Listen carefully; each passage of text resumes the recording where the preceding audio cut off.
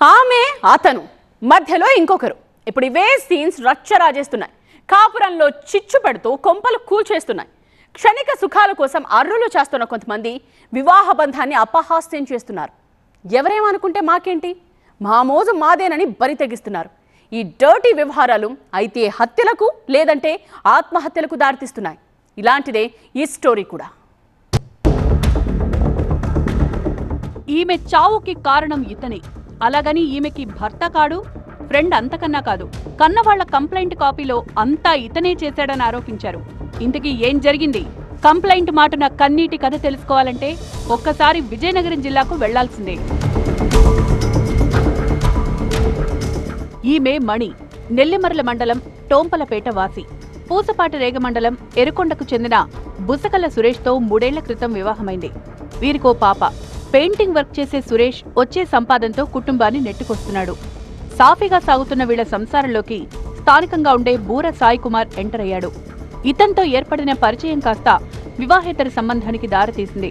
ఓ రోజు ఏకంగా గోడ దూకి ఇంట్లోకి వెళ్లాడు సాయి కుమార్. మణితో సన్నిహితంగా ఉన్న సమయంలో సురేష్ తల్లి చూసింది. ఇదే విషయం కొడుక్కు చెప్పింది. దీంతో మణిని రాజీవ్నగర్ కాలనీలో ఉండే ఆమె పెద్దమ్మ ఇంటికి పంపించారు. కొద్ది రోజులు బాగానే ఉంది. ఈ నెల 3న ఇంట్లో ఎవరికీ చెప్పకుండా బిడ్డను వదిలేసి వెళ్లిపోయింది. కంగారు పడ్డ కుటుంబ సభ్యులు పోలీసులకు ఫిర్యాదు చేశారు. మిస్సింగ్ కేసు నమోదు చేసుకున్న పోలీసులు మొబైల్ ఫోన్ సిగ్నల్ ఆధారంగా విజయవాడలో ఉన్నట్లు గుర్తించారు.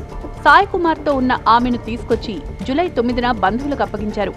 మరుసటి రోజు పోలీస్ స్టేషన్ కు రావాలని సూచించారు. పెద్దమ్మ ఇంటికి వెళ్లిన మణి జూలై 10న బాత్రూం వెళ్తున్నానని చెప్పి అక్కడే ఆత్మహత్య చేసుకుంది. తాతారావు అలియాస్ బూసర సాయి కుమార్ అనే వ్యక్తితో ఇల్లీగల్ ఇంటిమేసి ఉండడం వల్ల ఆ కుటుంబంలో కొంచెం కలహాలు రావడం వల్ల ఆ అమ్మాయిని వేరేగా రాజీవ్ నగర్లో వాళ్ళ పెద్దమ్మ వాళ్ళ ఇంటికి తీసుకొచ్చి ఉంచారు. సాయి కుమార్ అలియాస్ తాతారావు వీళ్ళిద్దరూ కలిపి ఈ నెల 4వ తారీఖున మిస్ అయిపోయినట్టు మనకి మన 2 టౌన్ పోలీస్ స్టేషన్లో ఒక కంప్లైంట్ చేశారు. వాళ్ళిద్దరూ విజయవాడ వెళ్ళిపోయారు. ఆ తర్వాత నుంచి మనం ట్రేస్ చేసి 9న 9వ తారీఖుని ఇదే నెల 9వ తారీఖుని తీసుకొని వచ్చాం. 10వ తారీఖు ఈవినింగ్ సాయంత్రం 6 గంటల టైంలోనూ బాత్రూంలో గల గ్రేజర్కి హ్యాంగ్ చేసుకుని ఉరేసుకుని అమ్మాయి చనిపోయింది. పచ్చని కాపురంలో సాయి కుమార్ నిప్పులు పోశాడని అతన్ని శిక్షించాలని కుటుంబ సభ్యులు ఫిర్యాదు చేశారు. దీంతో అతన్ని అరెస్టు చేసి రిమాండ్కు పంపామన్నారు పోలీసులు.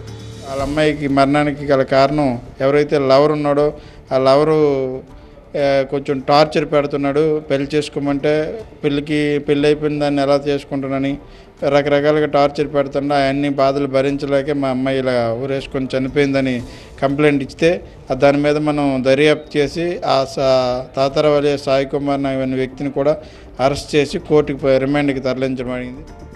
పరాయి మగాడి మోజులో పడ్డ మణి అందమైన కుటుంబాన్ని అగాధంలోకి నెట్టివేసింది. అంతటికీ కారణమైన సాయి కుమార్ ను బహిరంగంగా శిక్షించాలంటోంది సురేష్ కుటుంబం.